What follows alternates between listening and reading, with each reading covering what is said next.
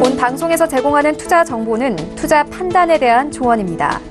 방송에서 제공하는 주식의 가치, 가격 상승 및 가격 하락에 대해서는 방송사에서 보장하지 않습니다.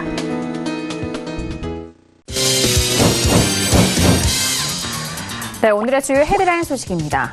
정부가 최저임금 산정 기준 시간에 법정 주휴 시간을 포함하되 노사 합의로 정하는 약정 휴일 시간과 수당은 제외하기로 결정했습니다. 이번 수정안은 오는 31일 국무회의에서 심의 의결된 예정입니다. 민간 합동조사단이 BMW 화재 사고와 관련한 최종 조사 결과를 발표했습니다. 조사단은 배기가스 순환장치인 EGR 툴러의 설계 결함이 발견됐다고 밝히면서 BMW의 의도적인 결함 은폐와 축소, 늑장, 리콜 혐의에 대해 검찰 고발 및 112억 원의 과징금을 부과할 계획입니다. 내년부터 액화 석유가스 등 79개 품목에 대해 세율이 기본보다 낮은 할당 관세가 적용됩니다. 할당 관세 적용 품목에는 2차 전지 등 신성장 분야의 설비와 기초 원자재 등이 포함된 가운데 할당 관세 적용으로 내년도 관세 인하 금액은 올해보다 925억 원 늘어난 6,326억 원이 될 전망입니다.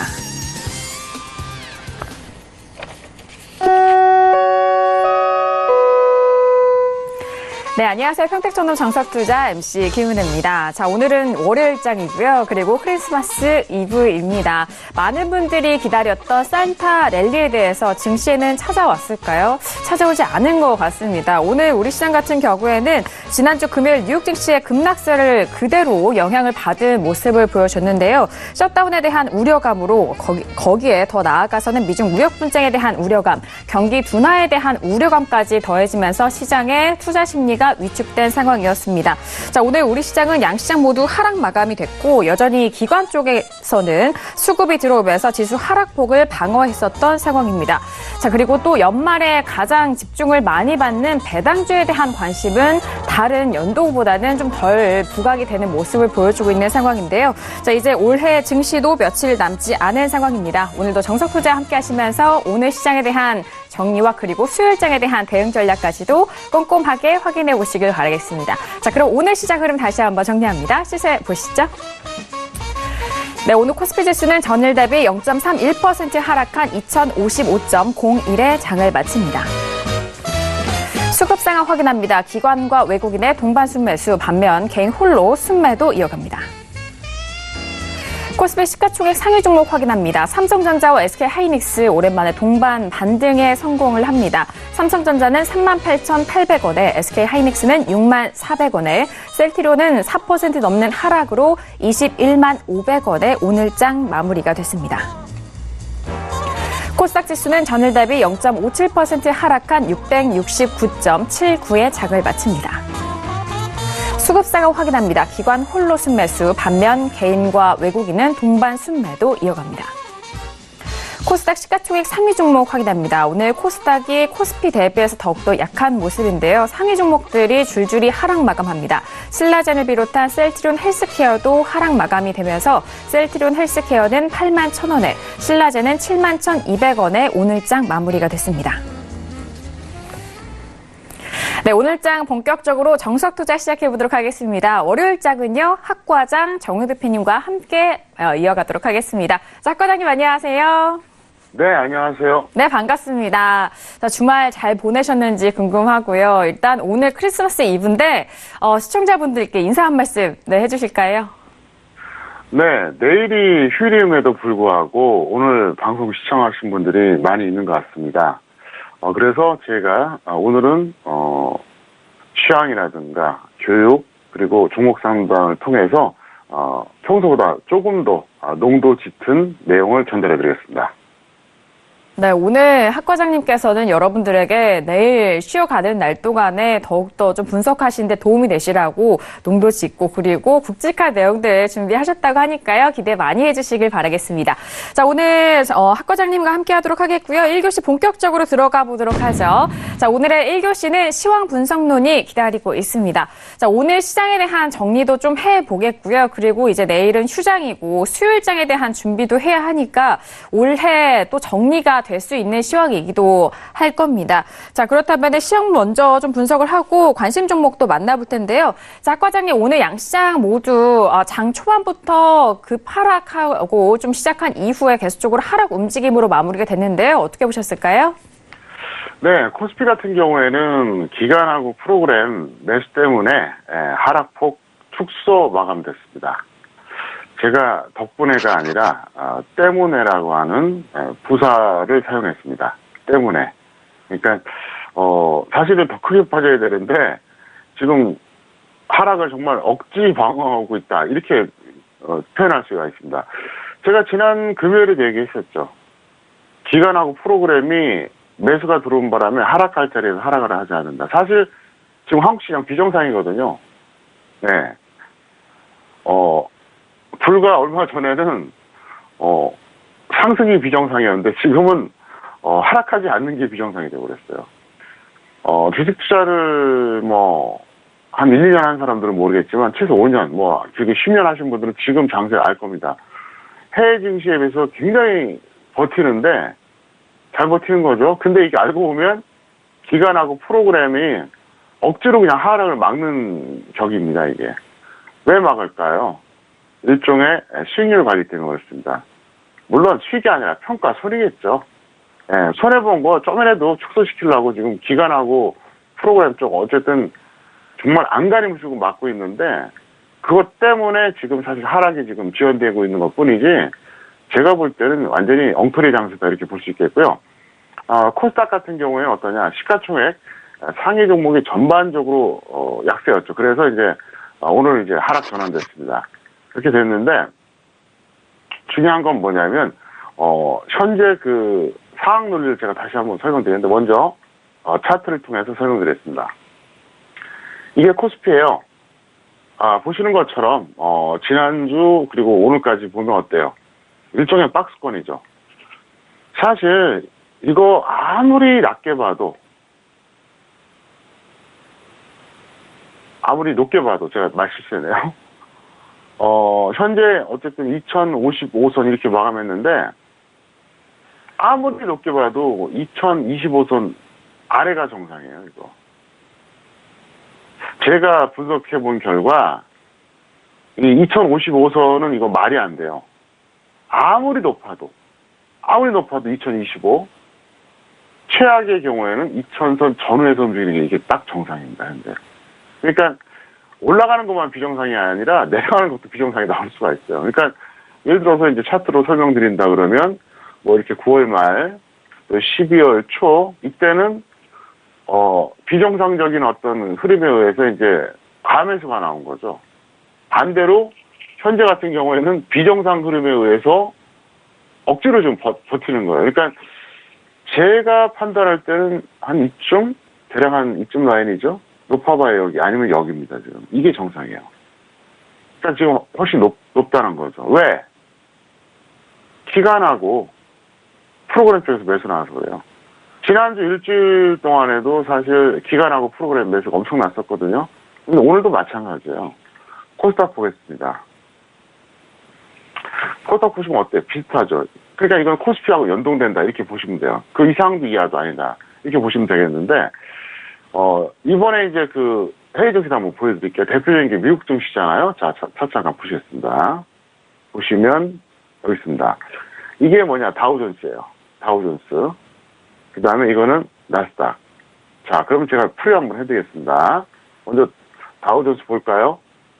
평택촌놈 차트 이론에 의하면 61선이 120선 이탈할 때 하락 추세라고 했죠. 드디어 하락 추세가 됐습니다. 시청자 여러분 아마 기억하실 겁니다. 제가 12월 초순에 뭐라 그랬죠? 초순에. 나스닥은 이미 하락 추세가 됐고 다우존스는 확연만 남았다. 그러더니 시점으로 봤을 때 한 중순쯤에 드디어 하락 추세에 전환된 거고요. 나스닥 보겠습니다. 자, 이번엔 나스닥이 어때요? 나스닥은 이미 11월에 하락 추세가 됐죠. 11월에. 61선이 120선 깼으니까.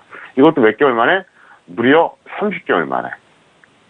30개월 만에 상승 추세에서 하락 추세로 전환된 게 나스닥이에요. 그래서 제가 12월 초에 했던 얘기가 뭐였죠?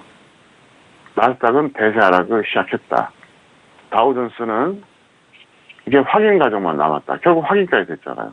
그 다음에 더 놀라운 게 뭐냐. 최근에 보면 지수가 누가 봐더라도 급락이잖아요. 이제 12월이 이제 전체가 어디냐면 여기에요. 여기서도 12월입니다. 우측이 다 12월이에요. 나스닥도 보여드릴까요? 우측이 다 12월입니다. 어떻습니까? 이건 산타 랠리가 아니라 산타 패닉이 온 거예요. 미국은 산타 랠리가 아니라 산타 패닉이 온 거예요. 제가 뭐라 그랬습니까? 12월 초에 분명히 얘기했잖아요. 산타 랠리 없을 것이다. 없잖아요. 저는 솔직히 말해서 제가 해외 증시를 얘기 안 해서 그렇지 하려면 얼마든지 할 수 있어요. 제가 일부러 국내 증시만 제가 이제 집중을 하는 거거든요. 해외 증시 전 다 보고 있어요. 근데 제가 해외 선물까지 방송하면 어떻게 되겠습니까? 제 사생활이 없잖아요. 그래서 솔직히 안 해드린 건데 뭐 내년에는 뭐 기회가 된다 그러면 제가 해외 선물도 해버리고 싶어요. 그냥 아예 그냥 하루에 방송 한 2시간 하면 되잖아요. 이거를 보는 게 얼마나 중요하냐면요. 국내 증시 영향도 있고 또 해외 이제 선물하신 분들한테 영향이 있거든요. 자, 이번에 다시 코스피 잠깐 보겠습니다. 어때요? 코스닥 보여드릴 필요 없이 어때요? 굉장히 지금 잘 버티는 거야. 조금 전에 다우존스하고 나스닥 보셨잖아요. 급락했어요. 산타 랠리가 아니라 산타 패닉이에요. 그래서 이게 계속해서 이어질 것 같으면 문제가 없는데 그게 아니라는 거죠. 제가 항상 얘기하잖아요. 제가 이미 지난주 초반에 얘기했잖아요. 이번 주 말고 지난 초반에 일주일 전에 뭐라고 얘기했습니까? 2018년 끝나기 전에 2000선 데이터할 가능성이 있다. 근데 만약에 안 하면 1월에 혹독한 하락이 올 것이다. 이러나 저러나 2000선은 다시 깨진다. 이렇게 말씀드렸었잖아요. 그러니까 지금 이 모습이 제 눈에 너무너무 불안한 거예요. 차라리 슬금슬금 내려가면 좋은데 지금 시황에 대해서 전혀 모르고 이런 초보자들 고점에서 그냥 왕창 매수해서 그냥 무조건 홀딩하는 사람들, 평가손을 끌어안고 그냥 기도하고 있는 사람들, 이 사람들 입장에서 이게 기대감만 심어주는 거예요. 미국은 저렇게 급락하는데 한국은 잘 버티네. 버티는 게 아니라 이거는 억지 방어라는 얘기예요. 이 후유증 반드시 나옵니다. 저는 솔직히 말해서 어차피 올해 빠지나 1월에 빠지나 2000선 다시 깨져요. 깨지는데 이게 결국은 분명히 좀 부메랑이 온다고 확신합니다. 오늘 시황은 여기까지만 말씀드리겠습니다. 네, 오늘 시황에 대해서 지난주 금요일자 뉴욕 증시 3대 지수 모두 급락했었던 그 흐름도 좀 짚어드렸고 이어 맞물려서 오늘 우리 시장에 대한 전반적인 시황 분석도 도와드렸습니다. 자, 코스피 시장 같은 경우에는 기관과 프로그램 매수 때문에 하락폭을 좀 축소하면서 마감이 된 상황이고요. 그리고 코스닥 같은 경우에는 시가총액 상위 종목의 전반적인 약세 흐름으로 하락 전환됐다라는 점 다시 한번 정리합니다. 자, 그렇다면 오늘 우리 시장 안에서 관심 있게 보셨던 종목들에 대한 분석도 들어보도록 하겠습니다. 자, 먼저 학 과장님, 오늘 시장 안에서 관심 종목 어떤 종목들을 좀 주요로 보셨을까요? 네, 시황 부분에서 제가 마지막에 올렸던 차트가 코스닥인데 제가 코스피라고 잘못 말씀드렸습니다. 네, 정정하겠습니다. 현대 그린푸드와 카카오를 제가 특별히 준비해봤습니다. 네, 오늘장 관심 종목으로 현대 그린푸드와 그리고 카카오에 대해서 정리를 해주신다고 합니다. 자, 일단 현대 그린푸드 같은 경우에는 학 과장님과 함께 좀 다뤄봤었던 종목이기도 하고 카카오도 마찬가지인데요. 조금 더 디테일한 설명 부탁드릴까요? 네, 현대 그린푸드 같은 경우에는 적정 주가가 24,300원입니다. 근데 보유자는 조금 더 홀딩했다 매도하시고요. 미보유자는 추격을 반대한다 이렇게 설명드렸고요. 잠깐 차트를 통해서 설명드렸습니다. 이 종목은 참 특이해요. 뭐가 특이하냐면, 고점이 지난 2015년이었어요. 좀 특이하죠? 왜냐? 2017년에 장세가 좋았고, 2018년 1월이, 코스피 역사상 최고점이었잖아요. 코스닥은 뭐 그렇지 않지만, 어쨌든 코스피는 그랬어요. 근데 2015년에 고점을 찍었다는 거죠. 그러니까 고점이 굉장히 빨리 온 거예요. 어떻게 보면 이것도 일종의 나홀로 종목이라고 봐야 돼요. 나홀로 종목은 이게 두 가지 경우가 있거든요. 지수보다 훨씬 강하거나 지수보다 훨씬 약하면 이건 나홀로 종목이에요. 전형적인 나홀로 종목이죠. 왜냐하면 코스닥 같은 경우에는 어쨌든 사상 최고점하고는 괴리감이 있지만 올해 봄까지 나름 괜찮았잖아요. 코스닥이 지수가. 그리고 코스피는 1월에 역사상 최고점 찍었고, 근데 이거는 2015년이라는 거죠. 완전히 이건 나홀로 종목이에요. 예. 그러니까 지수보다 약한 종목이죠. 근데 이 종목은 사실 괜찮은 종목이거든요. 그래서 제가 사실 이 종목에 대해서 관심을 가진 게, 10년이 넘어요. 솔직히 10년이 넘습니다. 그래서 대략 한 이쯤에, 그러니까 이쯤부터 제가 관심을 이제 집중적으로 가졌는데 결과적으로 이제 많이 올라갔는데, 문제는 이 종목은 지수보다 너무 약하기 때문에 사실 이 종목을 1, 2년 전에 매수하신 분들은 완전히 골탕을 먹었다는 얘기예요. 그래서 이제 제가 해줄 수 있는 전략이 뭐냐면, 현재 이 종목은 어차피 나홀로 종목이라는 거죠. 지금도 보세요. 지금도 나홀로예요. 왜 나홀로인지 설명드려볼까요? 지수는 10월 하순에 저점 찍었죠. 그리고 12월 초순에 다시 반등 고점 찍었어요. 근데 이 종목은 어떠냐? 저점이 11월 중순이에요. 그리고 현재 여기까지 가고 있어요. 어때요? 나홀로 종목 맞죠? 자, 추세 한번 보여드릴까요? 보세요. 역사상 최고점이 2015년. 지수는 올해 초까지 갔는데, 그리고 계속 흘러내렸어요. 2016, 17. 올해까지 흘러내렸어요. 그리고, 그러니까 추세적인 어떤 그런 트렌드도, 지수하고 좀 따로 노는 그런 나홀로인데, 단기적으로 그래요. 하여간 희한한 종목이에요. 네, 아주 특이한 종목이라는 거죠. 그래서 제가 오늘 이걸 관심으로 꼽아봤는데, 이 종목은 지금 보유하신 분들 같은 경우는 이제 홀딩 매도하는 게 맞고, 미보전 지금 추가하는 건 아닙니다. 이건 반대하는데, 내가 하고 싶은 얘기가 뭐냐. 이 종목은 항상 눈여겨볼 필요는 있어요. 왜냐하면, 현대 그린푸드 같은 경우에는 일단, 저평가되어 있고, 그리고 뭐, 이 쉽게 망할 회사는 아니거든요. 그래서 항상 이 종목을 여러분들 어떻게 보시느냐, 당분간은 지수랑 반대로 보시면 돼요. 네, 지수랑 반대로. 예를 들어서 지수가 한번 또, 이천선을 깨고 또 언젠가 또 한번 폭락이 나올 수 있습니다. 내년에 예를 들어서.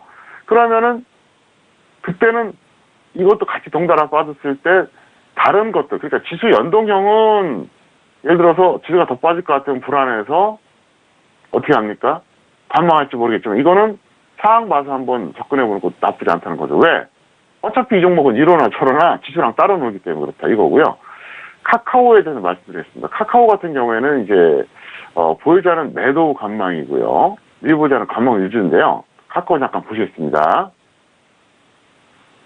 카카오는 이제 꺾였죠. 네, 꺾였다고 봐야 돼요. 카카오는 전형적으로 지수 연동형입니다. 자, 10월 하순에 저점 찍었죠. 12월 초순에 고점 찍었죠. 맞죠? 지수하고 똑같이 움직이잖아요. 네, 똑같이 움직입니다. 그래서 카카오 같은 경우에는 현재 제가 지수 전망에 대해서 나쁘게 보기 때문에 이거는 일단은 매수가가 더 높든 낮든 이쯤에서는 정리를 하자. 그리고 지금 신규 매수는 아니다. 이걸 제가 말씀드립니다. 그래서 현대 그린푸드 같은 경우에는 지수하고 연동하지 않는 아주 특이한 나홀로 종목에 해당되고 카카오는 전형적인 지수 연동형인데 사실 저는 카카오에 대해서 그렇게 좋게 생각 안 해요. 솔직한 말로. 별로 경쟁이 없다고 생각하거든요. 그래서 저는 카카오에 대한 전망을 다시 한번 설명드리면 아마 제 방송 많이 보신 분들은 다 알걸요? 제가 카카오에 대해서 2017년에 얼마나 강조했습니까? 정리하라고. 그때 제가 2017년 그리고 2018년 초에 이거 반드시 정리하라고 계속 얘기했었어요. 그리고 나서 폭락이 나왔죠. 그래서 저는 어차피 카카오는 당분간 어렵지 않을까. 그리고 이거는 지수가 이제 저점을 찍고 상승 추세일 때 그때 슬쩍 가다듬어 보면 잡을 수 있는 종목입니다. 다만 이거는 1순위가 안 됩니다. 2순위 종목이라고 보시면 돼요. 1순위는 뭐죠? 네이버죠. 네, 네이버를 이길 수가 없어요.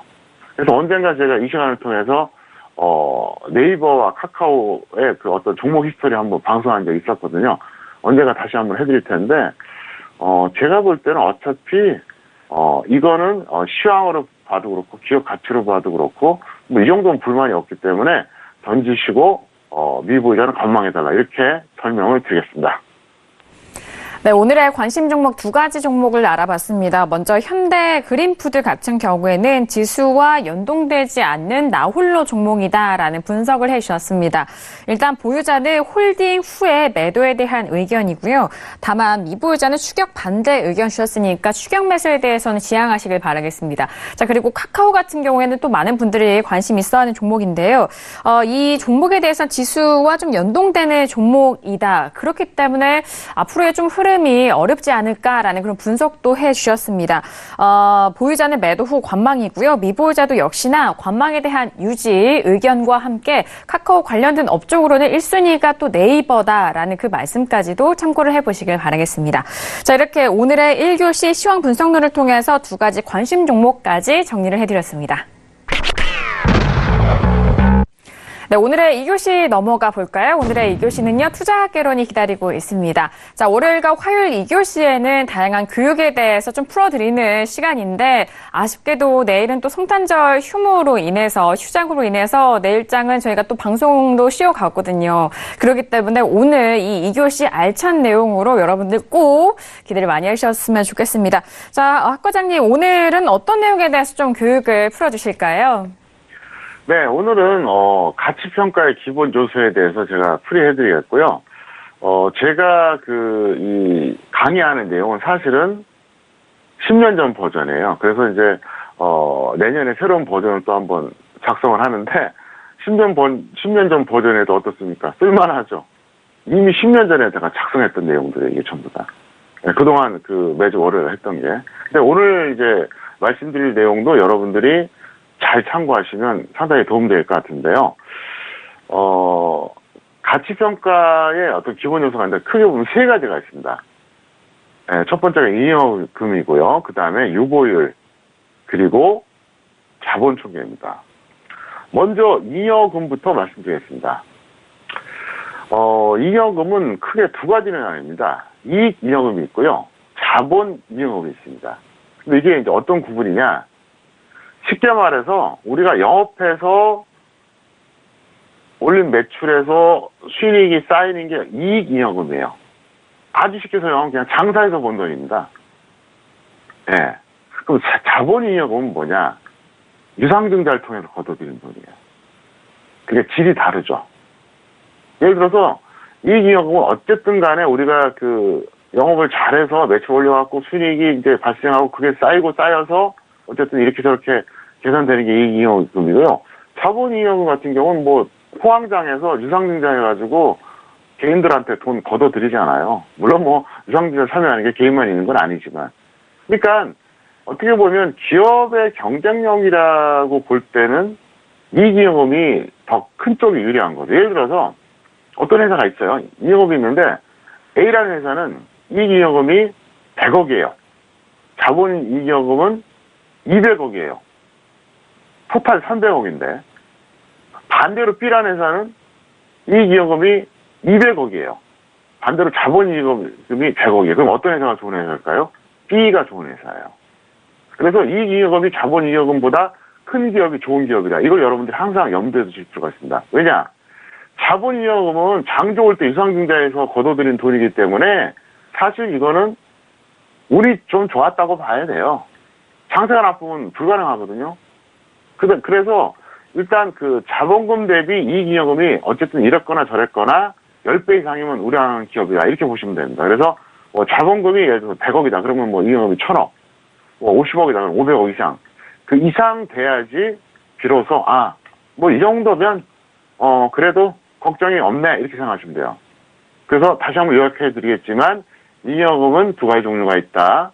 그런데 장사에서 확보된 이익 잉여금이 증자를 통해서 확보된 자본 잉여금보다 많아야 된다. 그래야지 좋은 기업이다. 그리고 어쨌든 자본금이 있으면 그 자본금보다 10배 이상이 나야만이 우량 기업이다. 물론 이 기준은 평택촌의 기준입니다. 어떤 사람은 5배 볼 수도 있고 어떤 사람은 15배 볼 수도 있겠죠. 그러니까 절대적인 기준은 아니고 상대적인 기준이고요. 다만 이익 잉여금이 자본 잉여금보다 큰 기업이 좋다. 이거는 절대적인 기준입니다. 이건 상대 개념이 아니에요. 절대적인 거예요. 이건 누구라도 인정할 수밖에 없는 현실입니다. 근데 10배 이상이다. 이거는 제 어떤 상대적 기준이다 설명드렸고, 두 번째 유보율입니다. 유보율이라고 하는 것은 뭐냐면 잉여금의 납입 자금 대비 비율을 이제 나타내면 높을수록 좋습니다. 그래서 여러분들이 현재가 검색을 해보시면 어떤 종목이든 이렇게 기업 현황이 이렇게 나오거든요. 재무 현황. 딱 누르면 다 나와요. 네, 어떤 기업이든 다 나옵니다. 모든 증권사 다 나오는데, 평택천농 기준으로 1000% 이상이면 저는 우량 기업으로 봅니다. 1000%가 넘어야 돼요. 1000%안 넘으면 저는 유보율 절대로 이거는 높다고 보지는 않습니다. 그래서 여러분들이 제가 이제 가끔가다 소개하는 기업들 있잖아요. 뭐 무슨 초월량 기업 갖고 뭐 롯데제가 뭐 영풍 뭐 이런 것들 있잖아요. 한번 보세요. 유보율이 몇만 프로예요. 몇만 프로. 엄청나요. 야, 무지막지합니다, 진짜. 무지막지예요. 그래서 유보율이 높은 기업들은 어쨌든 우량 기업인데 최소한 1000% 넘어야 된다. 그러니까 제가 얘기했죠. 잉여금은 자본금 대비 10배 이상.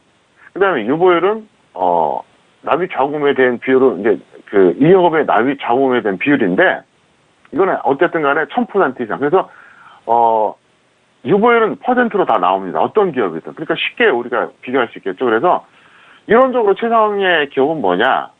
유보율은 높을수록 좋아요. 근데 실적과 성장성도 겸비한 기업. 이게 최상이죠. 반대로 이론적으로 최악의 기업은 뭐냐? 유보율이 낮아요. 그러면서 실적과 성장성이 좀 떨어지는 기업이에요. 그래서 어쨌든 유보율이 높으면서 실적과 성장성을 겸비하는 대표적인 기업이 있죠. 뭘까요? 누구나 다 아는 기업입니다. 바로 삼성전자예요. 사람들은 가끔가다 뭐 가치주 타령하는데 우리나라 최고의 가치주는 삼성전자입니다. 더 이상 논할 필요가 없어요. 다만 IT 종목이다 보니까 이제 가치주 취급을 안 하는데 어쨌든 여러분들이 잉여금도 그렇고 유보율도 그렇고 이제 반드시 확인하시는 게 필요하다. 이건 이제 말씀드리고요. 세 번째, 어찌 보면 가장 중요한 자본총계입니다. 자본총계 간단해요. 우리가 총 자산이 있죠. 거기서 부채를 뺀 순 자산을 의미하는 겁니다. 그래서 그게 자본총계예요. 그래서 시가총액과 상관관계를 따져서 시가총액이 자본총액보다 낮으면 저평가된 거예요. 낮으면. 예를 들어서 아주 간단합니다. 어떤 종목이 있어요. 시가총액이 1조예요. 1조. 근데 자본총계가 5천억이다. 이러면 이거는 약간 고평가 개념이라고 보시면 돼요. 반대로 시가총액이 5천억이다. 자본총계가 1조다. 그럼 거의 저평가 개념으로 보면 된다. 그래서 일반적으로 말했을 때 우리가 고평가 저평가를 논할 때 자본총계하고 시가총액을 갖고 따지는 게 이게 포인트입니다. 그래서 이제 굴뚝지라고 우리가 흔히 부르죠. 전통적인 제조업. 그러니까 뭐 예를 들어서 뭐 IT 쪽이라든가 바이오 이런 거 말고 전통적인 제조업들 있잖아요. 뭐 대표적인 게 주로 이제 철강금속 쪽이 많거든요. 뭐 화학 쪽도 있고 이런 경우에 이렇게 이제 시가총액이 더 큰 것들이 많아요. 네, 자본총계보다 훨씬 더 큰 것들이 많습니다. 그래서 제가 과거에 발견했던 대표적인 종목이 바로 OCI였어요. 저는 OCI가 10,000원일 때 그걸 추천했었어요. 상상이 안 가죠. 2002년도에. 제가 2002년도에 OCI 추천하면서 뭐라 했냐면 이거는 5만 원 안 가면 말도 안 된다. 너무 저평가되어 있다. 그러더니 65만 원까지 갔잖아요. 물론 시간은 좀 걸렸죠. 9년 만에 65만 원 갔으니까 65배 간 거죠. 그래서 왜 잉여금이라든가 유보율이라든가 자본총계 이걸 보느냐? 정말로 가치가 있는 종목들은 언젠가 갈 수 있기 때문에 이런 것들을 보면서 여러분들이 중장기 투자를 하셔야 되는 거예요. 단기 매매할 때는 뭐 사실 같이 필요 없어요. 차트만 잘 보면 됩니다. 근데 여러분들 중에서 뭐 짧게는 1년, 길게는 5년, 10년 묻어두는 분들 있잖아요. 이분들은 이게 절대적으로 필요한 요소다. 이렇게 설명드릴 수 있겠고요. 이 자본총계가 왜 중요하냐? 사실 기업의 어떻게 보면 현재 완료형이라고 보시면 돼요. 영어에서 시제가 현재 완료형 있잖아요. 그죠? 과거 완료형 있고, 현재형, 뭐 미래형, 다 있잖아요. 현재 실행형도 있고. 근데 현재 완료형은 과거로부터 딱 현재까지, 딱 이 시점까지. 여기 현재 완료형이잖아요. 그죠? 네, 과거 완료형은 전에 끝난 거고. 무슨 얘기냐? 기업 가치의 현재 완료형이다. 이렇게 생각하시면 돼요. 설립이 돼서 지금까지 쭉 이어온 총체적인 성적표가 바로 자본총계입니다. 평택촌농 기술특허 적정주가에 5가지 요소가 있어요. 그 요소를 제가 알고리즘을 만들어서 특허청에 출원해서 기술특허 취급을 했습니다.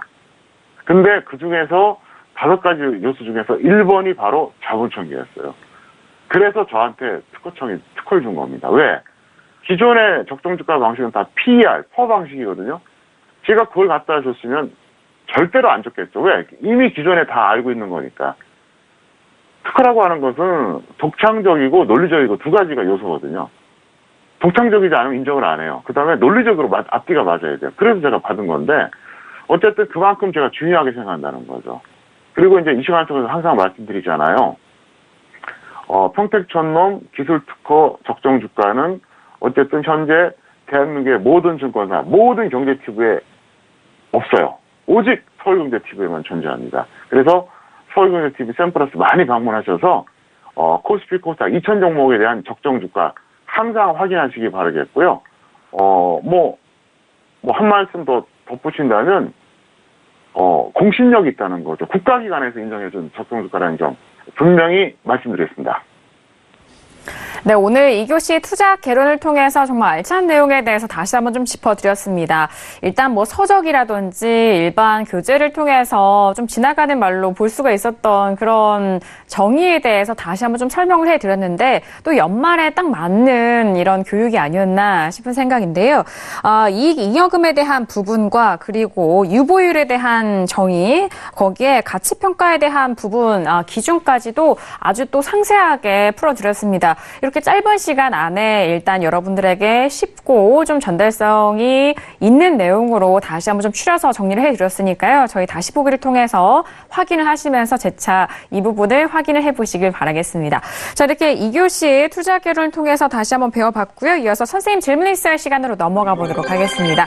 자, 주말과 오늘도 다양한 질문들 많이들 접수해 주셨는데요. 첫 번째 질문부터 확인해 보도록 하겠습니다.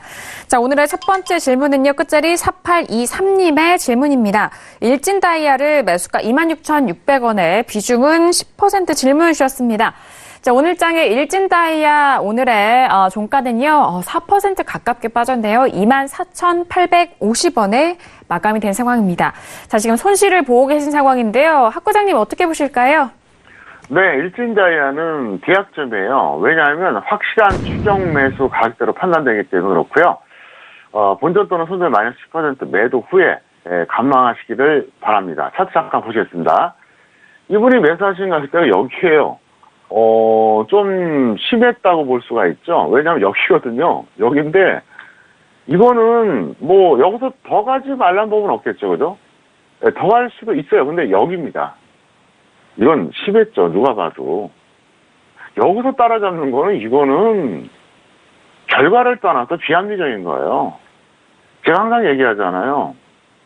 투자나 삶이나 정석대로 하는 사람이 느려 보이는 것 같아도 그 사람이 더 성공해요.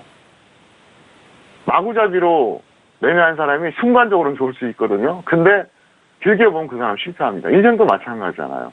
그래서 어쨌든 정석 투자를 하시길 바라겠고요. 이런 식으로 하시면 안 된다는 걸 분명히 말씀드리겠습니다. 네, 첫 번째 질문은 일진 다이어였습니다. D학점이 확인된 상황이고요. 좀 아쉬운 상황이죠.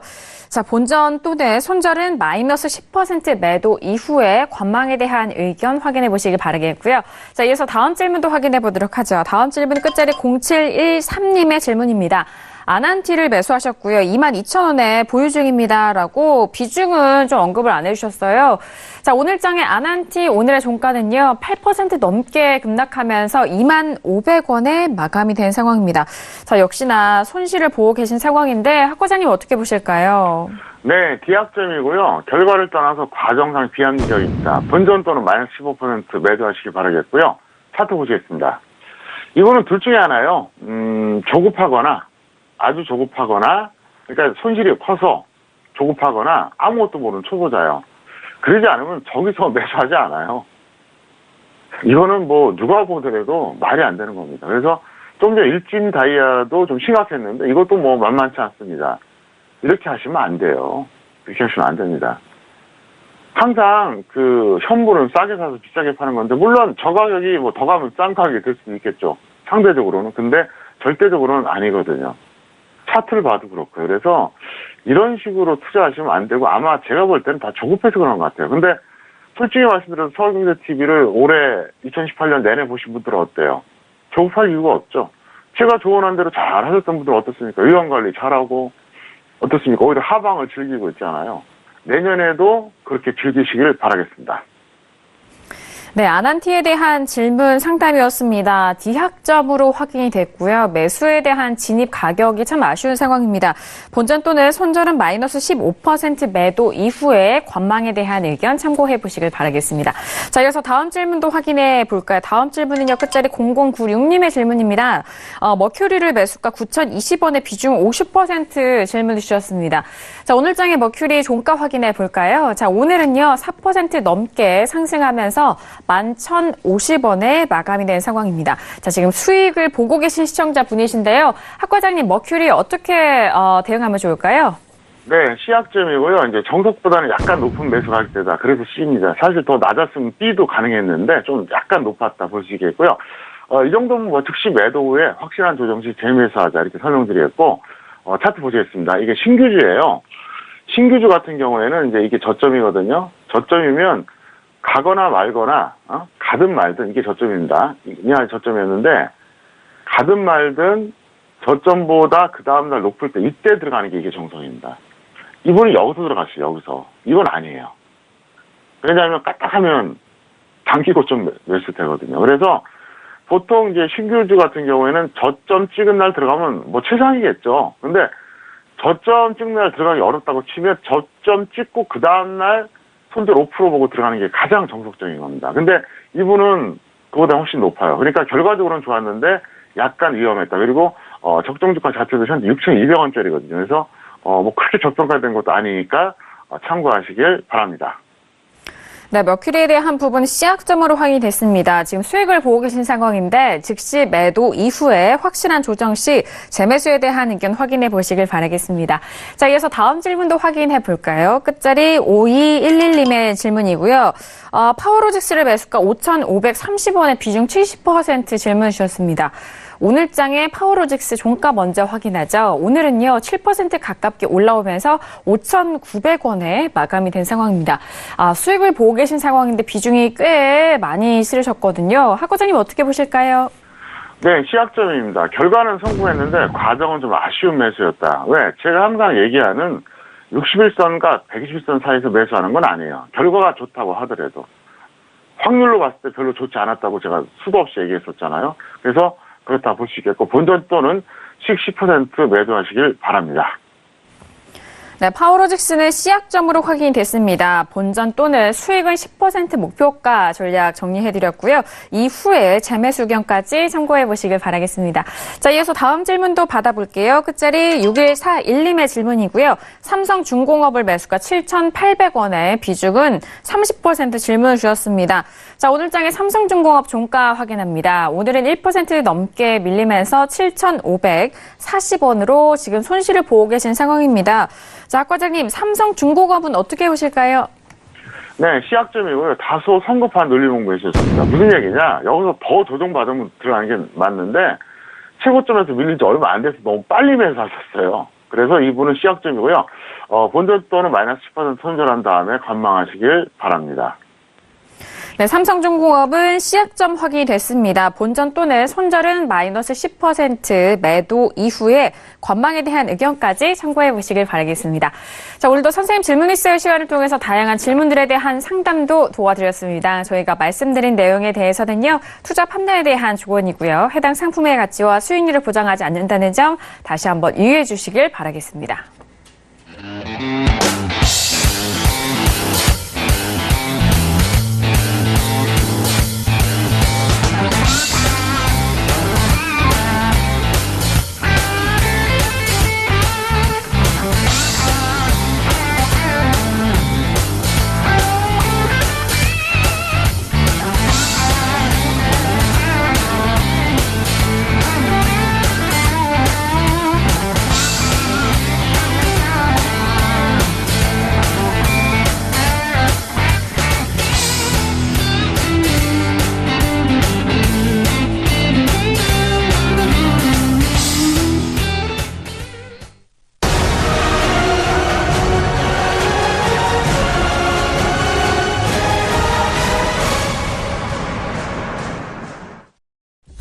네, 글로벌 시황센터 박나경입니다. 12월 24일 크리스마스 이브인데요.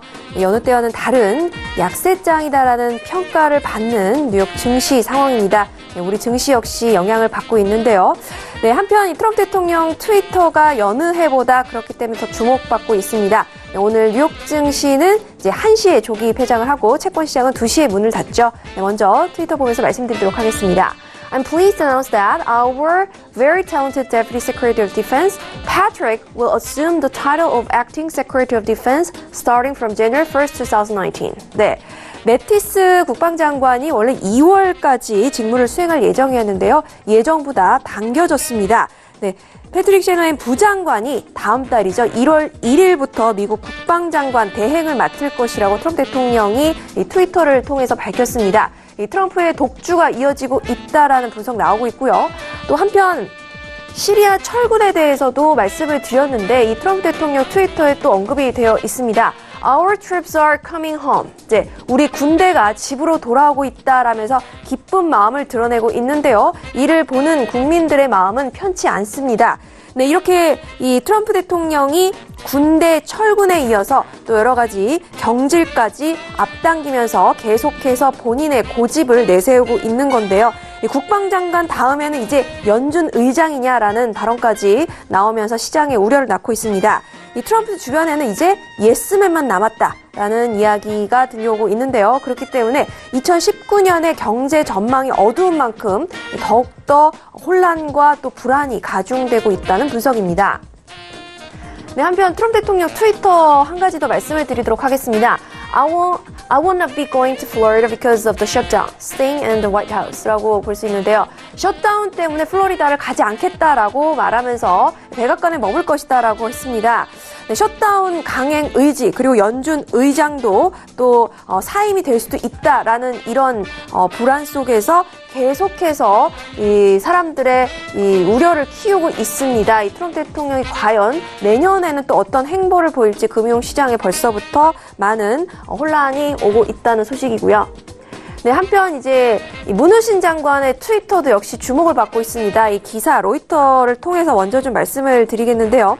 이 문우신 장관이 6대 은행 CEO들과 통화를 했다고 합니다. 뱅크 오브 아메리카, 시티은행, 그리고 골드만삭스, JP모건, 모건스탠리, 웰스파고 등의 CEO와 함께 통화를 하면서 금융 안전 상황을 점검을 하면서 유동성이 충분하다라고 시장을 좀 안정시키는 발언을 내놨습니다. 이게 금리 인상도 일어나고 또 이 셧다운에 대한 불안감 때문에 금융에 대한 불안감이 더욱더 증폭되고 있는 상황이기 때문에 이에 대한 진화에 나선 것으로 해석되고 있고요. 또 24일자로 연준과 SEC 등 당국과도 이 시장 안정화에 대한 논의를 할 것으로 지금 알려지고 있습니다.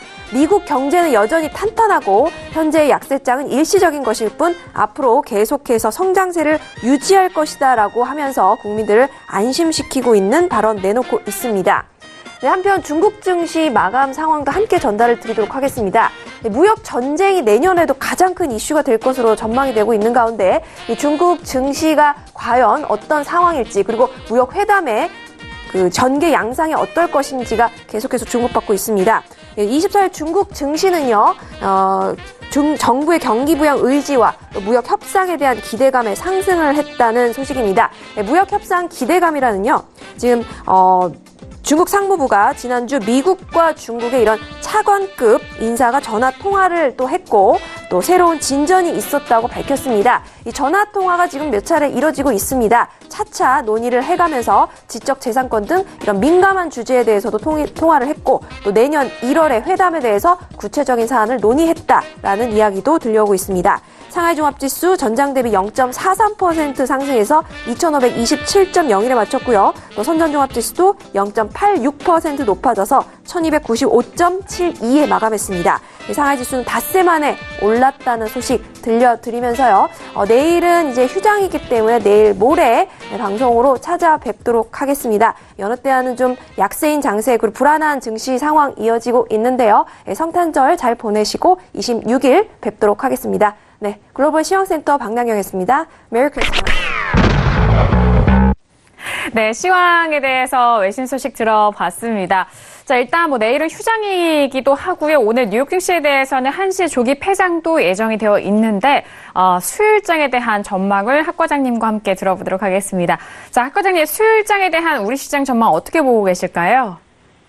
네, 미국 같은 경우에 셧다운이라든가 미중 무역 전쟁 그런 것 때문에 떨어졌다 그러는데 제가 볼 땐 뉴스는 그렇고요. 저는 그렇게 생각 안 합니다. 왜 그러냐면 그거는 심리적으로 이유를 갖다 붙인 것이 미국이 셧다운 된다고 해서 나중에 디폴트가 될 것 같습니까?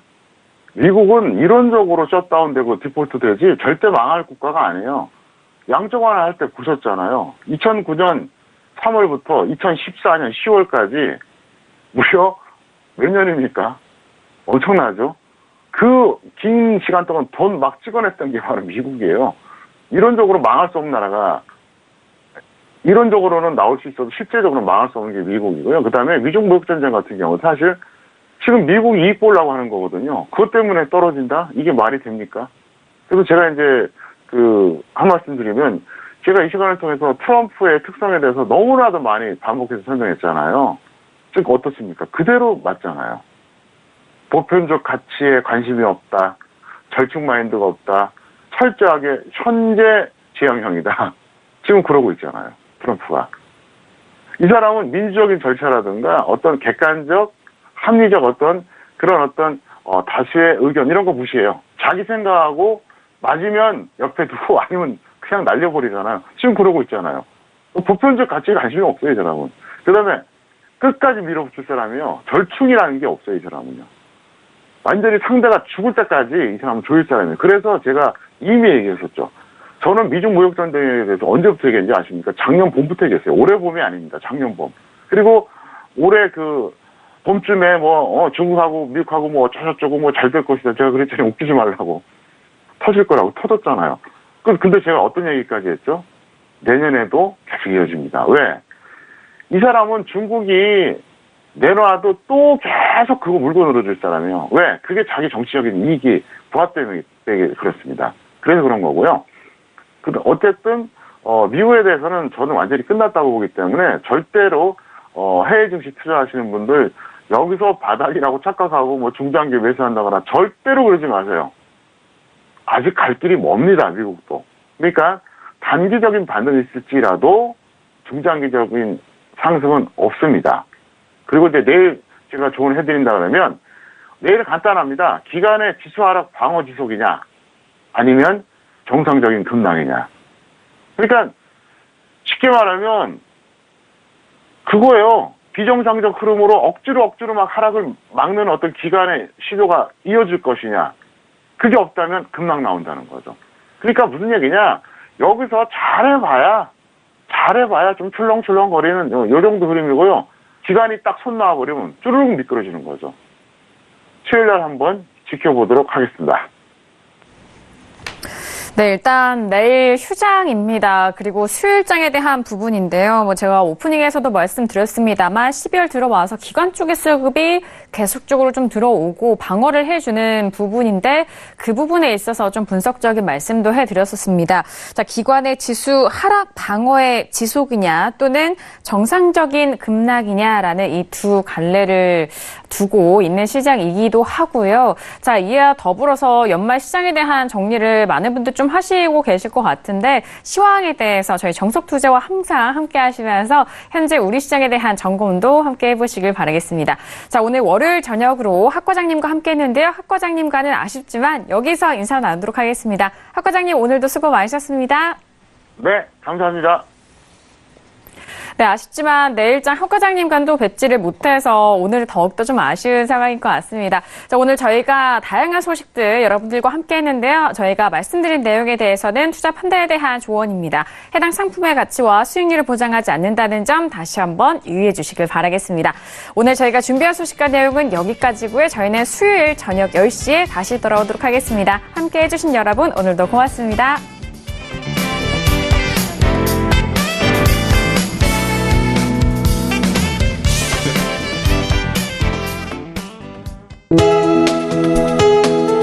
본 방송에서 제공하는 투자 정보는 투자 판단에 대한 조언입니다. 방송에서 제공하는 주식의 가치, 가격 상승 및 가격 하락에 대해서는 방송사에서 보장하지 않습니다.